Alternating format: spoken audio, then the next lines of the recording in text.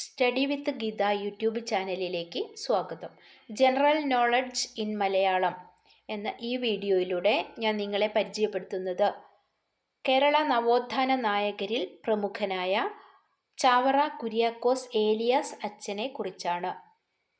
1805 ജനനം, 1871 ദിവംഗതനായി.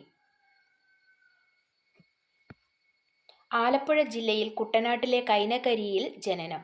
കേരളത്തിലെ ആദ്യത്തെ കത്തോലിക്ക സംസ്കൃത സ്കൂളിൻ്റെ സ്ഥാപകൻ. പള്ളികളോട് ചേർന്ന് പള്ളിക്കൂടങ്ങൾ ആരംഭിക്കണമെന്ന് ആവശ്യപ്പെട്ടു.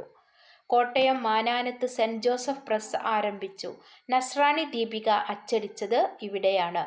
1986 ജോൺ പോൾ രണ്ടാമൻ മാർപ്പാപ്പ വാഴ്ത്തപ്പെട്ടവനായി, ദേവദാസനായി പ്രഖ്യാപിച്ചു. 2014 ഫ്രാൻസിസ് മാർപ്പാപ്പ വിശുദ്ധനായും പ്രഖ്യാപിച്ചു. മാനാനം, നാളാഗമം, ആത്മാനുതാപം, ധ്യാനസല്ലാപങ്ങൾ എന്നിവ പ്രധാന കൃതികൾ.